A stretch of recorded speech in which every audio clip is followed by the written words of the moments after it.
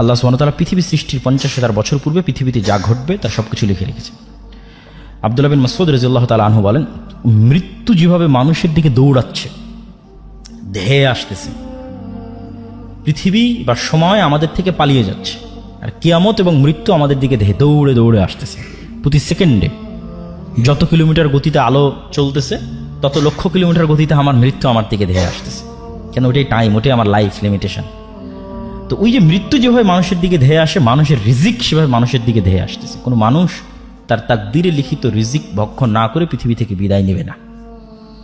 এটা আল্লাহ সুবহানাহু ওয়া তাআলার ফায়সালা। এই তাকদীরের বিশ্বাসটা আপনাকে কাজে দেবে হার্ড টাইম, কঠিন সময়। আর বাকি সময়ে আল্লাহর দয়া এবং আল্লাহর রহমত অনুসন্ধানের জন্য জান প্রাণ বাজি রেখে চেষ্টা করতে হবে। আর কে তাকদীরের একটা হাদিস বলতে চেয়েছিলাম, রাসূলুল্লাহ সাল্লাল্লাহু আলাইহি ওয়াসাল্লাম বলেছেন, পৃথিবী সৃষ্টির 50,000 বছর পূর্বে আল্লাহ সুবহানাহু ওয়া তাআলা পৃথিবীতে যা যা ঘটবে তার সকল কিছুর তাকদীর তিনি লিখে রেখেছেন। তো এই দুইটা ঘটনা এবং তাকদীরের প্রতি অগাধ আস্থা, এটা আপনাকে কাজে দিবে কিসে? ঘরে বসে থাকার প্রতি উৎসাহিত করার জন্য না। ঘরে তো বসে থাকা যাবে না, কেন? আমি তো আগেই বলেছি যে পৃথিবীতে যা রিজিক ছড়িয়ে আছে তা কার দয়া? সব দয়া তো কাফের মুশরিকানে নিয়ে চলে গেল। তাহলে মুসলমানেরা ঘরে বসে থেকে কিভাবে দাবি করে যে সে আল্লাহর বান্দা? আল্লাহর বান্দা হলে আল্লাহর দয়া অনুসন্ধানের চেষ্টা করতে হবে। সাহাবীরা করেছে, নবী রাসূলেরা করেছে, আমাদেরকেও চেষ্টা করতে হবে। কিন্তু তাকদীরের প্রতি বিশ্বাসটা কাজে দিবে কোথায়? যখন কঠিন সময়, তখন। যেটাতে রাসূলুল্লাহ সাল্লাল্লাহু আলাইহি ওয়াসাল্লাম এই হাদিসে বলতেছেন যে কাতাবাল্লাহ মাকাদির আল খালাইক ক্বাবলা আন ইয়াখলাকাস সামাওয়াতি ওয়াল আরদ বি50,000 সানাহ। আর দুনিয়া বিমুখতার যে হাদিসগুলো, ইসলাম সন্ন্যাসবাদ কখনোই নয়। এত বড় বড় কোটিপতি সাহাবী আছে, সব রাসূল সাল্লাল্লাহু আলাইহি ওয়াসাল্লামের জান্নাতের সুসংবাদপ্রাপ্ত 10 জন সাহাবী, যে 3 জনের নাম বললাম। উসমান গনি, তার নামই দেওয়া হয়েছে ধনী, গনি মানে ধনী।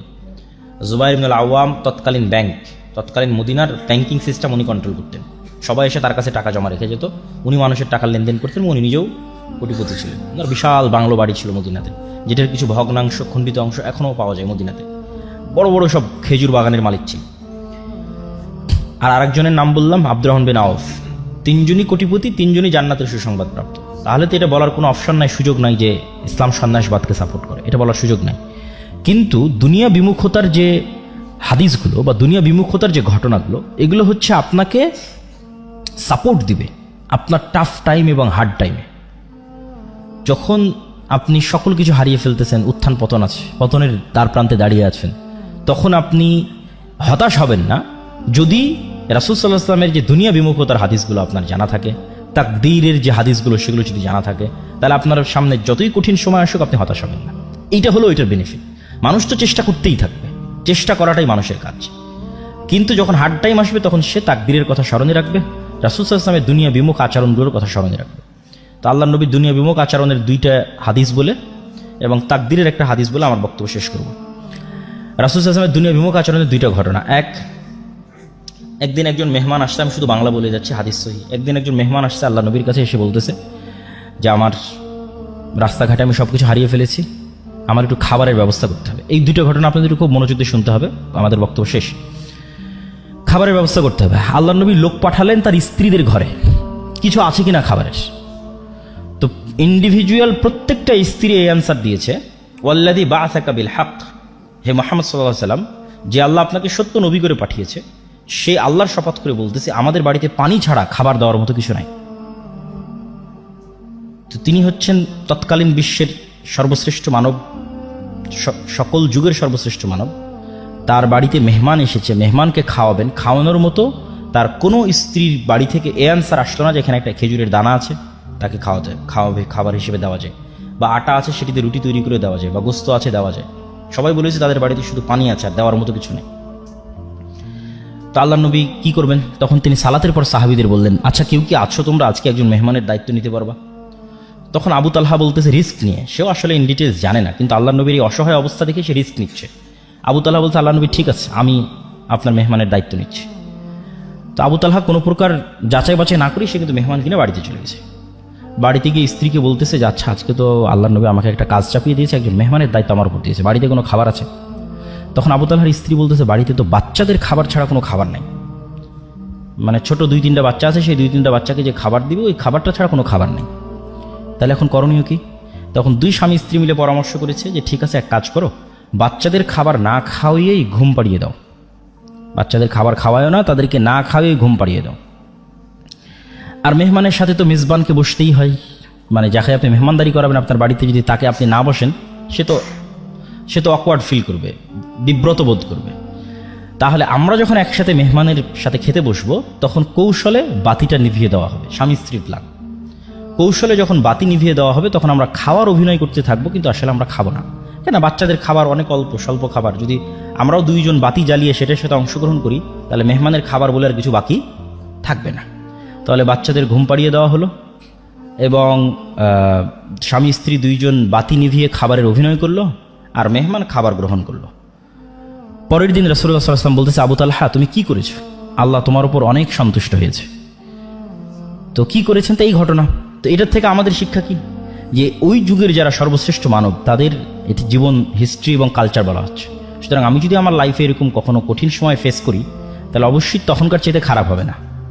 তো ওই জন্য কনফিডেন্স রাখতে হবে। আরেকটা ঘটনা, যে দুটো ঘটনা বলতেছে, আরেকটা ঘটনা, একদিন রাসূল সাল্লাল্লাহু আলাইহি ওয়াসাল্লাম বাড়ি থেকে বের হয়েছে, এটা সহিহ হাদিসের ঘটনা, সঠিক ঘটনা। তো ভর দুপুরে বের হয়েছে, রাস্তার মধ্যে দেখেন আবু বকর রাদিয়াল্লাহু তাআলা আনহু বাড়ি থেকে বের হয়েছে। তো দুইজন পরস্পরকে জিজ্ঞেস করতেছে, কেন এই ভর দুপুরে? আপনি তো জানেন সৌদির গরম কি ভয়ঙ্কর, ভর দুপুরে কেন বাড়ি থেকে বের হয়েছে? তো দুইজনই পরস্পরের কাছে জানাজানি হলো যে তারও বাড়িতে কোনো খাবার নাই, এই জন্য খাবারের অনুসন্ধানে বের হয়েছে। মুহাম্মদ সাল্লাল্লাহু আলাইহি ওয়াসাল্লামের বাড়িতেও কোনো খাবার নাই, উনি খাবারের অনুসন্ধানে বের হয়েছে, যে কোথাও খাবারের ব্যবস্থা করা যায় কিনা। কিছু দূর হাঁটার পর দেখা যাচ্ছে ওমর রাদিয়াল্লাহু তাআলা রাস্তায়। আপনি কি জন্য বের হয়েছেন? উনিও, ওনার বাড়িতেও কোনো খাবারের ব্যবস্থা নেই, উনিও খাবারের অনুসন্ধানে বের হয়েছে।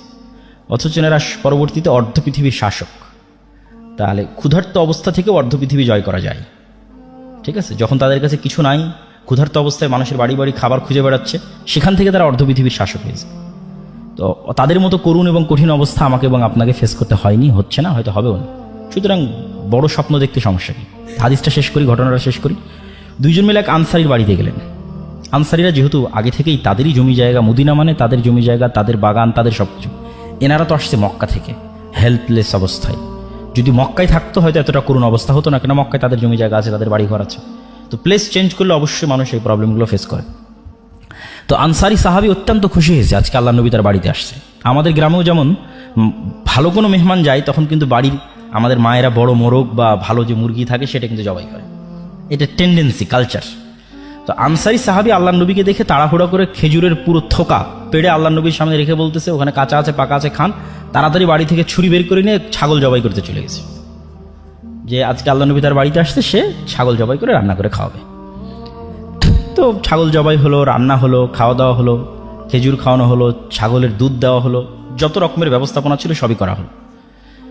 শেষ করে এখন যখন ফিরে আসতেছেন তখন রাসূলুল্লাহ সাল্লাল্লাহু আলাইহি ওয়াসাল্লাম আবু বকর এবং ওমরকে বলতেছে, তোমরা বাড়ি থেকে বের হয়েছিলে ভরা পেটে আর এখন খালি পেটে, আর এখন তোমরা বাড়িতে ফিরে যাচ্ছ ভরা পেটে।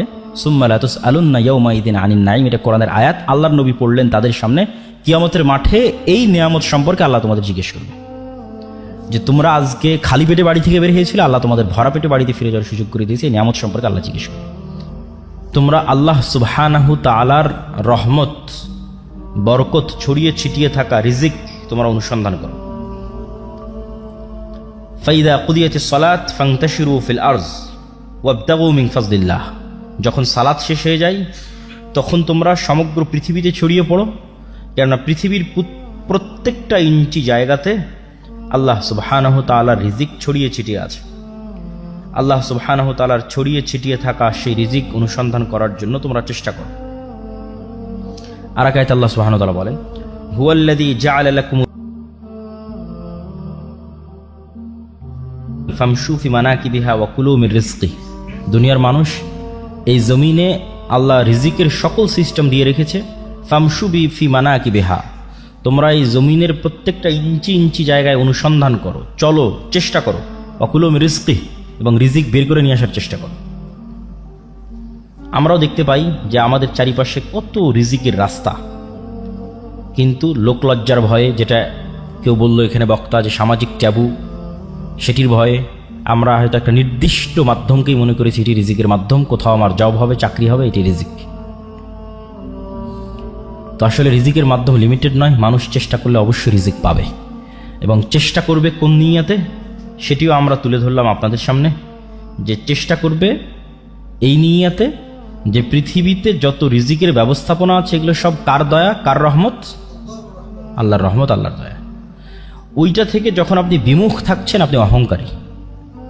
মানে আপনি জানেন যে এখানে একটা টাকা হালাল উপায়ে ইনকামের রাস্তা আছে, বাট আপনি করছেন না, মানে আপনি অহংকারী। আপনি আল্লাহর দয়াকে অবমূল্যায়ন করছেন, আল্লাহর রহমতকে অবমূল্যায়ন করছেন। এবং এটি নবীদের চিন্তা চেতনা ছিল। যেমন আইয়ুব আলাইহিস সালাতু ওয়াস সালাম একবার গোসল করছিলেন, তখন স্বর্ণের বৃষ্টি হচ্ছিল। তিনি গোসল বাদ দিয়ে স্বর্ণ কুড়াতে গেছেন। আল্লাহ বলছে, আইয়ুব, আমি কি তোমাকে ধনী করিনি যে তুমি স্বর্ণ কুড়াতে গেলে? তো আইয়ুব আলাইহিস সালাম উত্তরে বলতেছে যে আমি ধনী এই জন্য স্বর্ণ কুড়াবো না, এই সেন্স থেকে তো আমি যাইনি। আমি গেছি এই সেন্স থেকে যে আমি যদি সমগ্র পৃথিবীর মালিকও হই, যে এই মুহূর্তে সারা পৃথিবীর সকল ধন সম্পদের মালিক আমি একাই, তারপরেও যদি স্বর্ণের বৃষ্টি হয় তো আমি ওইটা কুড়াতে যাব, কেননা এটা কার দয়া? আল্লাহর দয়া। আর ওইটার থেকে আমি দূরে থাকবো, মানে আমি আল্লাহর দয়াকে অবমূল্যায়ন করতেছি। এই সেন্স থেকে দাউদ, সুলাইমান, আব্দুর রহমান বিন আউফ, জুবাইর ইবনুল আওয়াম, উসমান গনি, উসমান ইবনে আফফান, তারা পৃথিবীর কোটিপতি ছিলেন। দাউদ এবং সুলাইমানের মতো ধনী পৃথিবীতে আগেও কোনোদিন আসেনি, ভবিষ্যতেও কোনোদিন আসবে না। তারা এতটা ধন সম্পদের মালিক ছিলেন। তো এতটা ধন সম্পদের মালিক হওয়ার পিছনে তাদের মূল থিওরি এটিই ছিল যে তারা ছিলেন শাকুর, শুকরিয়া আদায়কারী। তারা অহংকারী ছিলেন না, যে না ধন সম্পদ আহরণের পূর্বে অহংকারী ছিলেন, না ধন সম্পদ আহরণের পরে অহংকারী হয়েছে। এটাই লং টাইম সম্পদ মেনটেন করার একমাত্র উপায়। ধন সম্পদ আহরণের আগেও অহংকারী হওয়া যাবে না, ধন সম্পদ আহরণের পরেও হওয়া যাবে না। তাহলেই দীর্ঘদিন ধন সম্পদ আপনার কাছে থাকবে। এই দুইটার ব্যাখ্যাটা কি? ধন সম্পদ হওয়ার আগে অহংকারী হওয়া যাবে না মানে এমন কোনো কাজ, হালাল কাজে ইনকাম হইতে পারে, সেটাকে ছোট চোখে দেখে পিছিয়ে থাকা হবে না। যে কোনো হালাল কাজকে যখন আপনি ছোট চোখে দেখে পিছিয়ে থাকবেন, তখন আপনি অবশ্যই অহংকারী, এই জন্য পিছিয়ে আছেন এবং এই জন্য আপনি সাকসেসফুল হতে পারছেন না। আর দ্বিতীয় সেটি হচ্ছে ধন সম্পদ হওয়ার পরে অহংকারী হওয়া যাবে না। আল্লাহ সুবহানাহু ওয়া তাআলা বলেন, ইন্নাল ইনসানা খুলিকা হালুআ, আমি মানুষকে দুর্বল করে সৃষ্টি করেছি। ওয়া ইযা মাসসাহুশ শাররু জাজুআ, যখনই বিপদ আপদ মানুষকে ঘিরে ধরে সে হতাশ হয়ে যায়। ওয়া ইযা মাসসাহুল খায়রু মানুআ, আর যখনই টাকা পয়সা বেশি হয়ে যায় অহংকারী এবং কৃপণ হয়ে যায়। তাহলে এই যে মানুষের দুইটা ডাইমেনশন, যে যখন চারিদিকে বিপদ ভীত সন্ত্রস্ত, যখন চারিদিকে টাকা পয়সা কৃপণ অহংকারী, এই দুটাই আল্লাহ অপছন্দ করেছে। এটা দুর্বল ব্যক্তিত্বের পরিচয়ক। আর শক্তিশালী পার্সোনালিটির পরিচয় কি? চারিদিকে বিপদ আপদ দেখলেও সে ভীত সন্ত্রস্ত হয় না, হতাশ হয় না, তার সৃষ্টিকর্তা আল্লাহর প্রতি ভরসা রাখে। আবার যখন কোটি কোটি টাকার মালিক হয়, তখনও সে অহংকারী, পাপাচারী, অপচয়কারী হয় না, তখনও সে তার ন্যায় নিষ্ঠা বজায় রাখে। এই ব্যক্তিত্ব অর্জন করতে পারলে আপনার ধন সম্পদ আপনার কাছে দীর্ঘদিন কন্টিনিউ করবে। সম্মানিত উপস্থিতি, আমি আমার বক্তব্যকে দীর্ঘায়িত করতে চাই না। রিজিক অন্বেষণের প্রতি উৎসাহিত করতে গিয়ে একটি ছোট্ট ঘটনা বলে আমার বক্তব্য শেষ করবো ইনশাল্লাহ। আব্দুর রহমান বিন আউফ যখন মক্কা থেকে হিজরত করেন, তখন অত্যন্ত খালি, জীর্ণ শীর্ণ, রিক্ত হস্তে মক্কা থেকে মদিনায় গেছেন। মদিনায় যাওয়ার পর তিনি এক আনসারি মানে সাহায্যকারী, ইনভেস্টর, বেশিরভাগ আনসারি ছিল ইনভেস্টর, আর বড় বড় ব্যবসায়ীরা সব ছিল মক্কা থেকে আসা। কেননা by default, by nature, by born মক্কার কুরাইশরা হচ্ছে বিজনেসম্যান। যেটা আপনারাও জানেন যে আমাদের নবীর স্ত্রী খাদিজা রাদিয়াল্লাহু তাআলা আনহা অনেক বড় বিজনেসম্যান। আল্লাহর নবী তার বিজনেসের দায়িত্ব পালন করেছে, তিনিও বিজনেস বোঝেন। ঠিক আছে, বদরের যুদ্ধ হলো কেন? আবু সুফিয়ানদের কন্টিনিউয়াস বিজনেস চলতো সিরিয়ার সাথে। ওই বিজনেস যে রুটটা ছিল, ওই রুটটা আল্লাহ নবী ব্লক করে দিয়েছিল। কেননা রাসূল সাল্লাল্লাহু আলাইহি ওয়াসাল্লামের সাথে আবু সুফিয়ানদের যে দ্বন্দ্ব ছিল, এটা শুধু ধর্মীয় দ্বন্দ্ব ছিল না। ঠিক আছে, এটার মধ্যে টাকা পয়সা সম্পৃক্ত ছিল, দুনিয়া সম্পৃক্ত ছিল, পাওয়ার সম্পৃক্ত ছিল। আপনারা অবশ্যই জানেন যে মক্কা হচ্ছে এদিকে পশ্চিম, না পশ্চিম তো এইদিকে নাকি? মক্কা হচ্ছে এই পাশে আর মদিনা হচ্ছে এই পাশে, আর এখানে হচ্ছে সিরিয়া। তো মক্কায় হচ্ছে কুরাইশরা থাকে, তারা সমুদ্রের ধার দিয়ে, লোহিত সমুদ্রের ধার দিয়ে সিরিয়াতে বিজনেস করে। তো এই বিজনেস রুটে মধ্যে মদিনা। তো যখন মুহাম্মদ সাল্লাল্লাহু আলাইহি ওয়াসাল্লাম মক্কা থেকে হিজরত করে মদিনায় আসলেন, তখন তিনি বিজনেস রুট বন্ধ করে দিলেন। তোরা বিজনেস করবে কিভাবে? তখন তো যুদ্ধ অনিবার্য। এই জন্য কিন্তু বদর, উহুদ থেকে বাকি যে যুদ্ধগুলো হয়েছে, এই যুদ্ধগুলো এই কারণে যে মদিনা যত বেশি পাওয়ারফুল হবে, মক্কার ব্যবসা তত সংকীর্ণ হয়ে যাবে। কেন? ব্যবসায় চলতো সিরিয়ার সাথে। তো এরা by nature, by default business করা জানতো। তো ওরা যখন ওখান থেকে মদিনায় আসছে, তখন মদিনার মানুষেরা টাকা পয়সা দিয়ে ইনভেস্ট করেছে, ঠিক আছে তোমরা বিজনেস করো। আব্দুর রহমান বিন আউফকে বিজনেস করার টাকা দিয়েছে, জুবাইর ইবনে আল আওয়ামকে বিজনেস করার টাকা দিয়েছে, উসমান ইবনে আফফানকে বিজনেস করার টাকা দিয়ে, এরা তো মক্কা থেকে পালিয়ে এসেছে সবাই, বড় বড় সাহাবী। কিন্তু এই প্রত্যেকটা বড় বড় সাহাবী অতি শর্ট টাইমে কোটিপতি হয়ে গেছে। তো আব্দুর রহমান বিন আউফ বললেন যে আমি তো উটের ব্যবসা বুঝি, আমাকে কিছু উট দাও, আমি আজকে থেকে বাজারে উটের বিজনেস শুরু করব। তো বাজারে যখন উটের বিজনেস শুরু করলেন, উনি একটা মূলনীতি মেনটেন করতেন। উট বিক্রি করার আগে বিভিন্ন অঞ্চল থেকে মানুষজন আসতো, উটের বাজারে উটের হাটে উট উঠতো, যেমন আমাদের অঞ্চলে কুরবানির সময় গরুর হাট হয়, গরুর হাটে উট উঠতেছে। তো উনি উটের খুঁটিনাটি সম্পর্কে খুব অভিজ্ঞ ছিলেন, উটের নেচার, স্বভাব, উটের খাওয়া, উটের ফুড সিস্টেম, ঠিক আছে, উটের আবাস বসবাস, উটের কালার, রং, শক্তি, সামর্থ্য, জীবন প্রণালী, বংশধারা, এভরিথিং সম্পর্কে খুব জানতেন। তো যে বিষয়ে মানুষ বিজনেস করুক ওই বিষয়ে নলেজ না থাকলে তো আসলে সে বিজনেস করতে পারবে না। তো যেহেতু উনি উট বিষয়ে সব